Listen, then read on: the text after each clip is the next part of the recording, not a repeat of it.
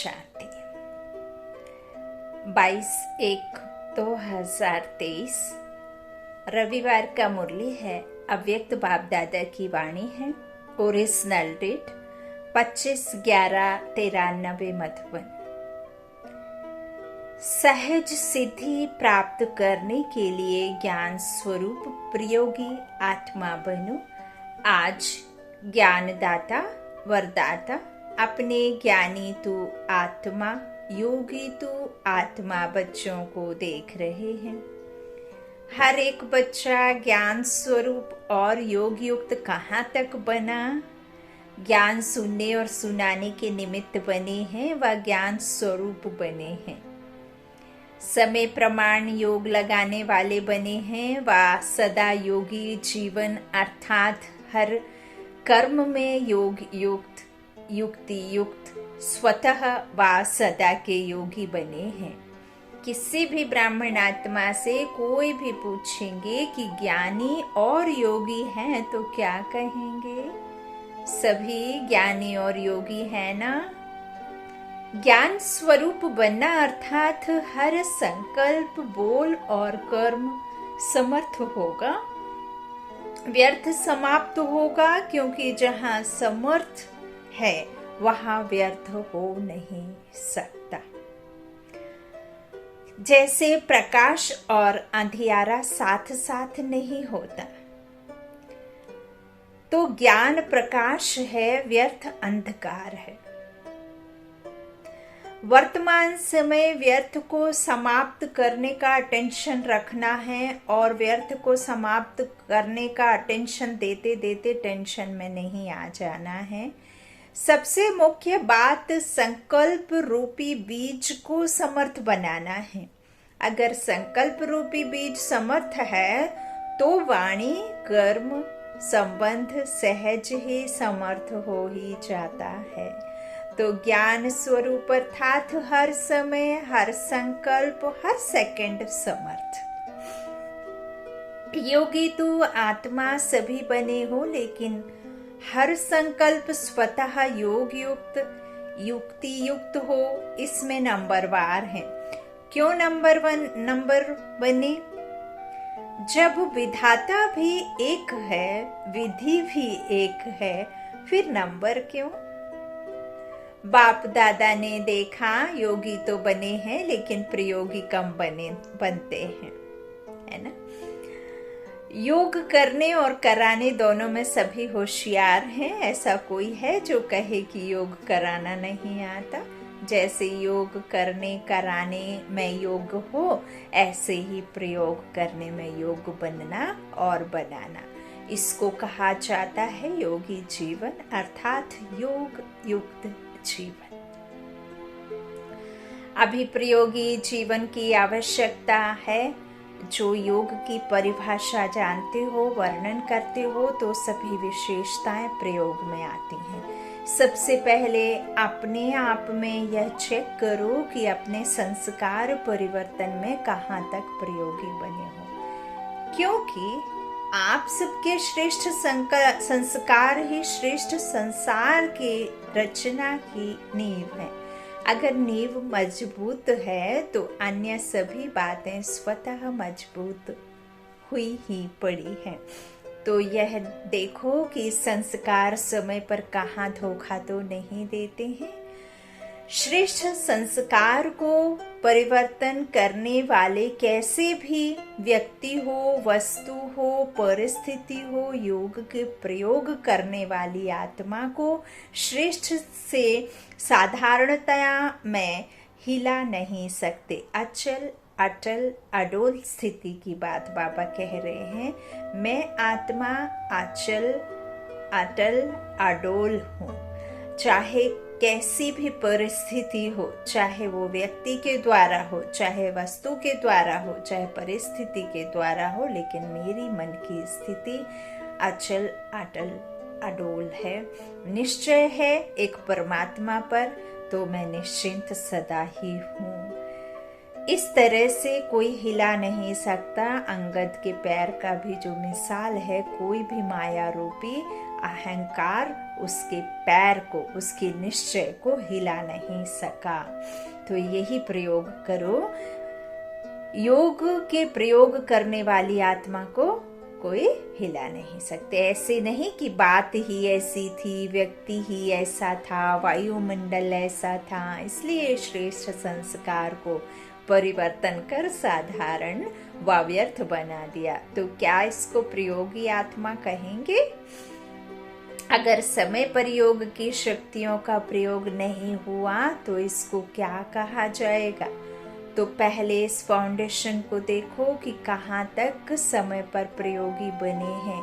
अगर स्व के संस्कार परिवर्तक नहीं बने हैं तो नए संसार परिवर्तक कैसे बनेंगे? प्रयोगी आत्मा की पहली निशानी है संस्कार के ऊपर सदा प्रयोग में विजयी। दूसरी निशानी प्रकृति द्वारा आने वाली परिस्थितियों पर योग के प्रयोग द्वारा विजयी। समय प्रति समय प्रकृति की हलचल भी योगी आत्मा को अपने तरफ आकर्षित करती है।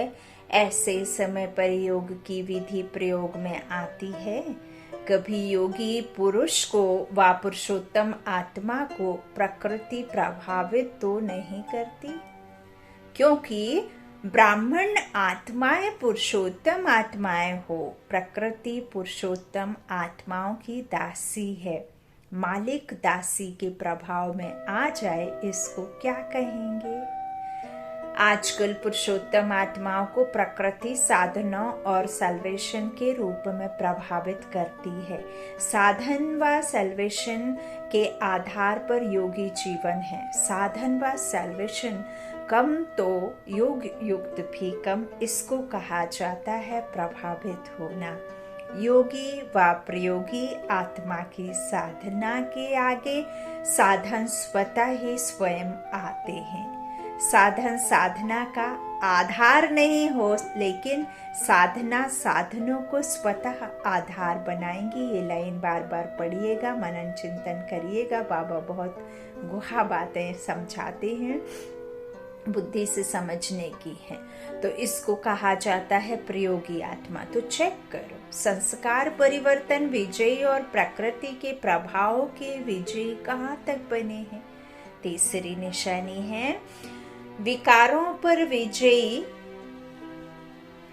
योगी व प्रयोगी आत्मा के आगे ये 5 विकार जो दूसरों के लिए जहरीले सांप हैं, लेकिन आप योगी प्रयोगी आत्माओं के लिए ये सांप गले की माला बन जाते हैं। आप ब्राह्मणों के और ब्रह्मा बाप के अशरीरी तपस्वी शंकर स्वरूप का यादगार अभी भी भक्त लोग पूजते और गाते रहते हैं। दूसरा यादगार, ये सांप आपके अधीन ऐसे बन जाते जो आपके खुशी में नाचने की स्टेज बन जाते हैं। जब विजयी बन जाते हैं तो क्या अनुभव करते हैं? क्या ऐसी स्थिति होती है?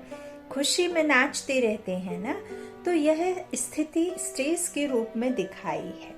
स्थिति को भी स्टेज कहा जाता है। ऐसे विकारों पर विजय हो, इसको कहा जाता है प्रयोगी। तो यह चेक करो कहाँ तक प्रयोगी बने हैं। अगर योग का समय पर प्रयोग नहीं, योग की विधि से समय पर सिद्धि नहीं, तो यथार्थ विधि कहेंगे? बाबा आपके साथ हर पल खड़ा है और बाबा आपको टच भी कराता है। बाबा सही और गलत का फर्क भी आपको समझाता है। तो बाबा क्या कहते हैं कि लेकिन यदि समय प्रमाण आपने मेरी शक्तियों को और जो मैं टच कराता हूँ उसे आपने समय प्रमाण प्रयोग नहीं किया और बाद में पछताए, तो क्या फायदा है? तो बाबा कहते हैं कि यदि योग की विधि से समय पर सिद्धि नहीं, तो यथार्थ विधि कहेंगे? समय अपनी तीव्र गति समय प्रति समय दिखा रहा है। अनेकता, अधर्म, तमो प्रधानता हर क्षेत्र में तीव्र गति से बढ़ता जा रहा है। ऐसे समय पर आपके योग के विधि की वृद्धि व विधि की सिद्धि में वृद्धि तीव्र गति से होना आवश्यक है। नंबर आगे बढ़ने का आधार है प्रयोगी बनने की सहज विधि। तो बाप दादा ने क्या देखा? समय पर प्रयोग करने में तीव्र गति के बजाय साधारण गति है। अभी इसको बढ़ाओ तो क्या होगा? सिद्धि स्वरूप अनुभव करते जाएंगे। आपके जड़ चित्रों द्वारा सिद्धि प्राप्त करने का अनुभव करते रहते हैं। चैतन्य में सिद्धि स्वरूप बने हो तब यह यादगार चला आ रहा है। रिद्धि सिद्धि वाले नहीं, विधि से सिद्धि।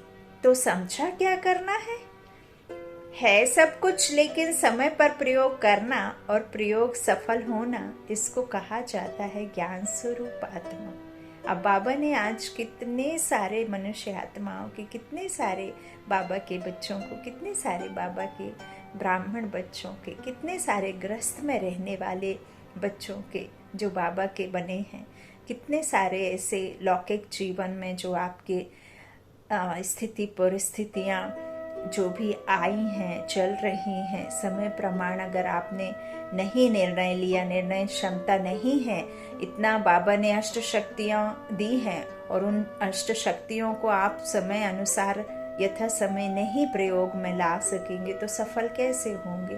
तो बाबा ने देखो विधि से सिद्धि, तो समझा क्या करना है ना? है सब कुछ, लेकिन समय पर प्रयोग करना और प्रयोग सफल होना, इसको कहा जाता है ज्ञान स्वरूप आत्मा।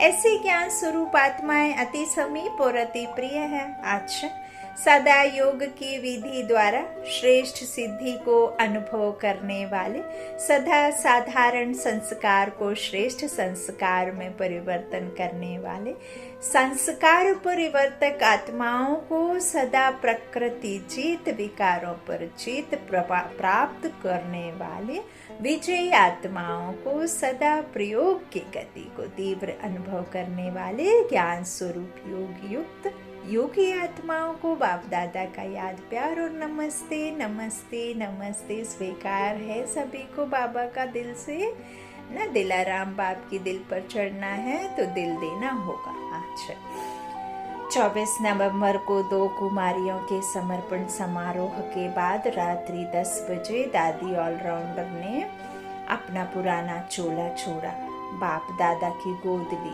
25 तारीख दोपहर में उनका अंतिम संस्कार किया गया। सायंकाल मुरली के पश्चात दादियों से मुलाकात करते समय बाप दादा ने जो महावाक्य उच्चारे वह इस प्रकार हैं। आज के महावाक्य सुनिए। 25 तारीख को जो बाबा ने दादियों से मुलाकात करते समय किए। खेल में भिन्न भिन्न खेल देखते रहते हो, साक्षी हो, खेल देखने में मजा आता है ना। इस संसार में हर एक जगह से, हर एक जो भी संसार में एरिया है ना, ऐसे नहीं है कि कोई बड़े एरिया से होगा, छोटे एरिया से नहीं होगा। हर एक एरिया से अभी महापरिवर्तन का युग है और यह महापरिवर्तन का युग आम भाषा में मनुष्य आत्माएं महाविनाश कहते, लेकिन परमात्मा की भाषा में उसे महाविनाश नहीं, कल्याणकारी युग यह है और कल्याणकारी ड्रामा है। और जब अति है तभी अंत है, अति नहीं तो अंत नहीं। तो यही जो भी चारों तरफ के नज़ारे हैं, जो कुछ भी आप देखते हैं, छोटी से छोटी घटना, बड़ी से बड़ी घटना, चाहे वो प्रकृति के द्वारा हो, चाहे वो किसी मनुष्य आत्मा के द्वारा हो, या चाहे आपके जीवन में उथल पुथल बीमारी के द्वारा हो, या किसी भी तरीके की हो, तो वह सब कुछ साक्षी होकर देखना है। और बाबा कह रहे हैं साक्षी हो खेल देखने में मजा आता है ना। ये उच्चारे हुए महावाक्य हैं बाबा के। बाबा कहते चाहे कोई उत्सव हो, चाहे कोई शरीर छोड़े, दोनों ही क्या लगता है, खेल में खेल लगता है और लगता भी ऐसे ही है ना जैसे खेल होता है, और समय प्रमाण समाप्त हो जाता है। ऐसा ही जो हुआ सहज समाप्त हुआ तो खेल ही लगता है। हर आत्मा का अपना अपना पाठ है इस संसार में। विश्व में जितनी भी आत्माएं हैं, किसी को राम का, किसी को रावण का, किसी को अर्जुन का, किसी को कंस का, किसी को आसुरी अवगुण वाले जो है उन्हें तो राक्षसी प्रवृत्ति कहते हैं, तो कोई दुशासन का कर रहा है, कोई सीता का कर रहा है, कोई द्रौपदी का कर रहा है। तो पाठ तो सबके अलग अलग हैं। और हर एक आत्मा का देखिए, अगर राम अकेला हो स्टेज पे और रावण का पाठ ना हो तो भी तो मज़ा नहीं है। यदि मूवी में कोई हीरो है और हीरोइन नहीं है, या कोई दुश्मन नहीं है, या कोई नहीं गुंडा आता, तो भी तो मूवी में मज़ा नहीं है। तो यहाँ भी बाबा कहते हैं ये बेहद का खेल है और वो हद का है, तो समय प्रमाण समाप्त हो जाता है ना जैसे खेल। तो ऐसे ही जो हुआ सहज समाप्त हुआ तो खेल ही लगता है ना। हर आत्मा को अपना अपना बाबा कहते पार्ट मिला हुआ, और सबका एक्यूरेट पार्ट है। जिसको जो दिया गया है वो अपना एक्यूरेट पार्ट अपना बजा रहे हैं। तो बाबा कहते हैं सर्व आत्माओं की शुभ भावना, अनेक आत्माओं की शुभ भावना प्राप्त होना, यह भी हर आत्मा के भाग्य की सिद्धि है। इस संसार में जो जैसा है मैं उसे वैसे ही एक्सेप्ट करती हूँ। मुझे किसी से कुछ चाहिए नहीं है। मैं तो सिर्फ और सिर्फ देने की भावना रखता हूँ, क्योंकि मैं दाता का बच्चा हूँ। मैं मर्सीफुल गॉड फादर का बच्चा हूँ, तो मर्सीफुल मास्टर मर्सीफुल हुए बच्चे। तो इस तरह से जो भी इस संसार में आत्माएं हैं सबके लिए मैं सिर्फ शुभ भावना शुभकामना करती हूँ।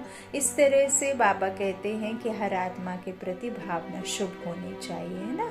तो हर आत्मा के भाग्य की सिद्धि है। तो जो भी हुआ, क्या देखा, खेल देखा या मृत्यु देखा।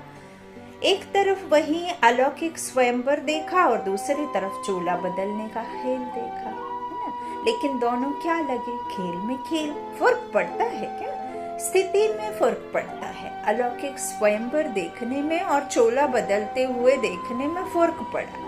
थोड़ी लहर बदली हुई कि नहीं। साक्षी होकर खेल देखो तो वो अपने विधि का और वो अपने विधि का। सहज नष्टो मोहा होना यह बहुत काल के योग के विधि की सिद्धि है। तो नष्टो मोहा सहज मृत्यु का खेल देखा। इस खेल का क्या रहस्य देखा। देह के स्मृति से भी उपराम, चाहे व्याधि द्वारा चाहे विधि द्वारा, और कोई भी आकर्षण अंत समय आकर्षित नहीं करे। इसको कहा जाता है सहज चोला बदली करना। तो क्या करना है, नष्टो मोहा। सेंटर भी याद नहीं आए टीचर्स को देखते हुए, ऐसे नहीं कोई जिज्ञासु याद आ जाए, कोई सेंटर की वस्तु याद आ जाए, कुछ किनारे किया हुआ याद आ जाए। सबसे न्यारे और बाप के प्यारे पहले से ही किनारे छूटे हुए हों। कोई किनारे को सहारा नहीं बनाना है सिवाय मंजिल के, और कोई लगाव नहीं हो। अच्छा, निर्मल शांता दादी से मुलाकात। संगठन अच्छा लगता है, संगठन की विशेष शोभा हो। सबकी नजर कितने प्यार से आप सबके तरफ जाती है। जब तक जितनी सेवा है उतनी सेवा शरीर द्वारा होनी ही है। कैसे भी करके शरीर चलता ही रहेगा। शरीर को चलाने का ढंग आ गया है ना। अच्छा, चल रहा है, क्योंकि बाप की ओर सबकी दुआएं हैं। खुश रहना है और खुशी बांटनी है। और क्या काम है, सब देख देख कितने खुश होते हैं, तो खुशी बांट रहे हैं ना। खा भी रहे हैं, बांट भी रहे हैं। आप सब एक एक दर्शनीय मूर्त हो। हम सब कौन है, जो भी देख रहे हैं ड्रामा को, सब दर्शनीय मूर्त हो, मूर्तियां हैं। तो सबकी नजर निमित्त आत्माओं तरफ जाती है, तो दर्शनीय मूर्त हो गए ना। अच्छा, अव्यक्त बाप दादा की पर्सनल मुलाकात। पहला, ब्राह्मण जीवन का आधार याद और सेवा। ड्रामानुसार ब्राह्मण जीवन में सभी को सेवा का चांस मिला हुआ है ना, क्योंकि ब्राह्मण जीवन का आधार ही है याद और सेवा। अगर याद और सेवा कमजोर है तो जैसे शरीर का आधार कमजोर हो जाता है, तो शरीर दवाइयों के धक्के से चलता है ना। तो ब्राह्मण जीवन में अगर याद और सेवा का आधार मजबूत नहीं, कमजोर है, तो वह ब्राह्मण जीवन भी कभी तेज चलेगा, कभी ढीला चलेगा, धक्के से चलेगा। कोई सहयोग मिले, कोई साथ मिले, कोई सरकमस्टांस मिले तो चलेंगे, नहीं तो ढीले हो जाएंगे। इसलिए याद और सेवा का विशेष आधार सदा शक्तिशाली चाहिए, दोनों ही शक्तिशाली हों।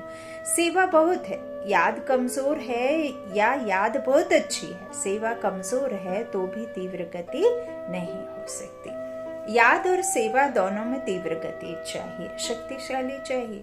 तो दोनों ही शक्तिशाली हैं या फर्क पड़ जाता है? कभी सेवा ज्यादा हो जाती है, कभी याद ज्यादा हो जाती है, दोनों साथ साथ हो। याद और निस्वार्थ सेवा, स्वार्थ की सेवा नहीं, निस्वार्थ सेवा है तो मायाजीत बनना बहुत सहज है। हर कर्म में कर्म की समाप्ति के पहले सदा विजयी दिखाई देगी। इतना अटल निश्चय का अनुभव होगा कि विजय तो हुई पड़ी है। अगर ब्राह्मण आत्माओं की विजय नहीं होगी तो किसकी होगी? क्षत्रियों की होगी क्या? ब्राह्मणों की विजय है ना। क्वेश्चन मार्क नहीं होगा, कर तो रहे हैं, चल तो रहे हैं, देख लेंगे, हो जाएगा, होना तो चाहिए, तो ये शब्द नहीं आएंगे। पता नहीं क्या होगा, होगा या नहीं होगा, यह निश्चय के बोल हैं। हाँ, बोल है निश्चय के, नहीं ना, तो निश्चय बुद्धि विजय यह गायन है ना। तो जब प्रैक्टिकल हुआ है तब तो गायन है। निश्चय बुद्धि की निशानी विजय निश्चित। जैसे किसी भी प्रकार की किसको शक्ति होती है, चाहे धन की हो, बुद्धि की हो, संबंध संपर्क की हो, तो उसको निश्चय रहता है। यह क्या बड़ी बात है, यह तो कोई बात ही नहीं है। आपके पास तो सब शक्तियां हैं।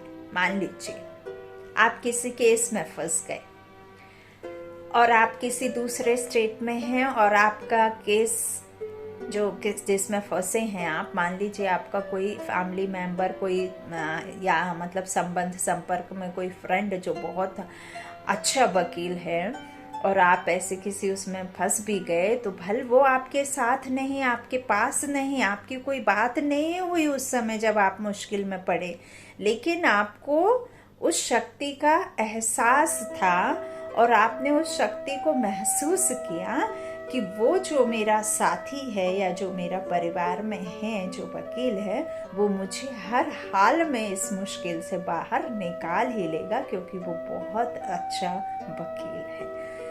और जबकि आपने कुछ गलत नहीं किया होता, फिर भी आपको फंसाया गया, तो फिर आप निश्चय विजय होनी ही है ना। तो निश्चिंत रहते हैं। तो इसी तरह से निश्चय रहता है, यह क्या बड़ी बात है, यह तो कोई बात ही नहीं है। आपके पास तो शक्तियां हैं, धन की शक्ति है कि शक्ति है कि धन की शक्ति करोड़पतियों के पास है। सबसे बड़ा धन है अविनाशी धन, जो सदा साथ है। तो धन की शक्ति भी है, बुद्धि की शक्ति भी है, पोजीशन की शक्ति भी है ना, है कि नहीं है? बुद्धि भी है, धन की शक्ति भी हो, पोजीशन भी बहुत हाई है। जो भी शक्तियाँ गाई हुई हैं, सब शक्तियाँ आप में हैं या कभी प्रायः लोप हो जाती हैं। उन्हें मर्ज रूप में अनुभव करो। ऐसे नहीं हाँ हूँ तो सर्वशक्तिमान का बच्चा, लेकिन अनुभव नहीं होता। सिर्फ मास्टर सर्वशक्तिमान कहने से या मैं कहीं भी कभी भी किसी भी मुश्किल में डरती नहीं हूँ और अंदर से डर है, ऊपर से आप कह रहे हैं और आपको सहने की शक्ति सिर्फ दिखावे के लिए है और अंदर से आप गुनगुन कर रहे हैं, तो उसे क्या कहेंगे? हाँ, अनुभव करो। ऐसे नहीं कि हाँ हूँ सर्वशक्तिमान का बच्चा हूँ, मैं ये हूँ, फलाना हूँ, दिखाना हूँ, मैं आत्मा हूँ, मैं शांत स्वरूप हूँ और अंदर तो है ही नहीं शांति, ऊपर से बक रहे हैं ना। तो अनुभव नहीं होता। तो सभी भरपूर हो कि थोड़ा थोड़ा खाली हो, समय पर विधि द्वारा सिद्धि प्राप्त हो। ऐसे नहीं समय पर हो नहीं, और वैसे नशा हो कि बहुत शक्तियां। कभी अपनी शक्तियों को भूलना नहीं, यूज करते जाओ। अगर स्वाप्रति कार्य में लगाना आता है तो दूसरे के कार्य में भी लगा सकते हो। पांडवों में शक्ति आ गई, या कभी क्रोध आता है, थोड़ा थोड़ा क्रोध आता है, कोई क्रोध करे तो क्रोध आता है, कोई इंसल्ट करे तो क्रोध आता है। यह तो ऐसे ही हुआ जैसे दुश्मन आता है तो हार होती है। माताओं को थोड़ा थोड़ा मोह आता है। पांडवों को अपने हर कल्प के विजयपन की सदा खुशी इमर्ज होनी चाहिए। कभी भी कोई पांडवों को याद करेंगे तो पांडव शब्द से विजय सामने आएगी ना। पांडव अर्थात विजय। पांडवों की कहानी का रहस्य क्या है? विजय है ना। तो हर कल्प के विजय इमर्ज रूप में नशा रहे, मर्ज नहीं। अच्छा, दूसरा, सर्व द्वारा मान प्राप्त करने के लिए निर्माण बनो। सभी अपने को सदा कोटों में कोई और कोई में भी कोई श्रेष्ठ आत्मा अनुभव करते हो कि कोटों में कोई जो गाया हुआ है वो और कोई है, आप ही हो। नहीं तो विश्व में कितनी ऐसी आत्माएं हैं जो भी अभी भी भगवान की तलाश में भटक रही हैं, जबकि भगवान तो धरा पर है, फिर भी उन्हें उस बात से क्या है, अनजान है, अज्ञान अंधेरे में सोए हुए हैं, कुंभकर्ण की नींद में सोए हुए हैं। और देखो 7 करोड़ आत्माओं में से परमात्मा ने आपका हाथ पकड़ा, आपने उनका साथ लिया, आपको उन्होंने तलाश लिया, करंट की तरह बाबा ने आपको खींच लिया। वाह हरे मेरा भाग्य, वाह वाह हरे भाग्य विधाता, वाह वाह हरे मेरा जन्म, वाह। तो या आप ही हो ऐसा। तो कितना एक एक आत्मा का महत्व है, अर्थात हर आत्मा महान है। बाबा के सभी बच्चे महान हैं, सभी बच्चे अच्छे हैं। तो जो जितना महान होता है, महानता की निशानी जितना, उतना महान उतना निर्माण, क्योंकि सदा भरपूर आत्मा है। जैसे वृक्ष के लिए कहते हैं ना, जितना भरपूर होगा उतना झुका हुआ होगा, और निर्माणता ही सेवा करती है। जैसे वृक्ष का झुकना सेवा करता है, अगर झुका हुआ नहीं होगा तो सेवा नहीं करेगा। तो एक तरफ महानता है और दूसरे तरफ निर्माणता है। झुकने की एक क्या है, महानता, और निर्माणता क्या है कि वो दूसरों को क्या देता है, सेवा। और जो निर्माण रहता है वह सर्व द्वारा मान पाता है। तो स्वयं निर्माण बनेंगे तो दूसरे मान देंगे, है ना। स्व मान में टिकेंगे तब तो मान मिलेगा। आगे स्व हो फिर पीछे मान हो, है ना। तो स्वमान ऐसे नहीं कि दूसरों के द्वारा मिले तब मान मिले आपको, है ना। तो जो अभिमान में रहता है उसको कोई मान नहीं देते, उससे दूर भागेंगे। तो महान और निर्माण है या नहीं है, उसकी निशानी है कि निर्माण सबको सुख देगा। जहां भी जाएगा, जो भी करेगा वह सुखदायी होगा। इससे चेक करो कि कितने निर्माण है। जो भी संबंध संपर्क में आए सुख की अनुभूति करे, ऐसे है। या कभी दुख भी मिल जाता है। निर्माणता कम तो सुख भी सदा नहीं दे सकेंगे। तो सदा सुख देते सुख लेते, या कभी दुख देते दुख लेते। चलो, देते नहीं लेकिन ले भी लेते हो। थोड़ा फील होता है तो ले लिया ना। अगर कोई भी बात किसी की फील हो जाती है तो इसको कहेंगे दुख लेना। लेकिन कोई दे और आप नहीं लो, यह तो आपके ऊपर है ना। जिसके पास होगा ही दुख, वो क्या देगा, दुख ही देगा ना। लेकिन अपना काम है सुख लेना और सुख देना। ऐसे नहीं कि कोई दुख दे रहा है तो कहेंगे मैं क्या करूं, मैंने नहीं दिया लेकिन उसने दिया। अपने को चेक करना है, क्या लेना है क्या नहीं लेना है। लेने में भी होशियारी चाहिए ना, होशियारी चाहिए ना। इसीलिए ब्राह्मण आत्माओं का गायन है, सुख के सागर के बच्चे। सुख स्वरूप सुख देवा है। विघ्नहर्ता गणेश है ना, तो शीतल छाया देने वाली शीतल माता, संतोषी माता, संतोष देने वाली। तो सुख स्वरूप सुख देवा आत्माएं हो। दुख की दुनिया छोड़ दी, किनारा कर लिया, या अभी तक एक पांव दुख धाम में है, एक पांव संगम में है। ऐसे तो नहीं है कि थोड़ा थोड़ा वहां बुद्धि रह गई है। पांव नहीं है लेकिन थोड़ी अंगुली रह गई है। जब दुख धाम को छोड़ चले तो ना दुख लेना है ना दुख देना है। अच्छा वरदान है उड़ती कला द्वारा बाप समान ऑलराउंड पार्ट बजाने वाले चक्रवर्ती भव। जैसे बाप ऑलराउंड पार्टधारी है, सखा भी बन सकते तो बाप भी बन सकते। ऐसे उड़ती कला वाले जिस समय जिस सेवा की आवश्यकता होगी उसमें संपन्न पाठ बजा सकेंगे। इसको ही कहा जाता है ऑलराउंड उड़ता पंछी। वे ऐसे निर्बंधन होंगे जो जहां भी सेवा होगी वहां पहुंच जाएंगे, हर प्रकार की सेवा में सफलता मूर्त बनेंगे। उन्हें ही कहा जाता है चक्रवर्ती ऑलराउंड पाठधारी। स्लोगन, एक दो की विशेषताओं को स्मृति में रख फेथफुल बनो तो संगठन एकदम एक मत हो जाएगा। एक दो की विशेषताओं को स्मृति में रख फेथफुल बनो तो संगठन एक मत हो जाएगा। अच्छा ओम शांति। शुक्रिया शुक्रिया बाप दादा, शुक्रिया आप सभी भाई बहनों के स्नेह का प्यार का।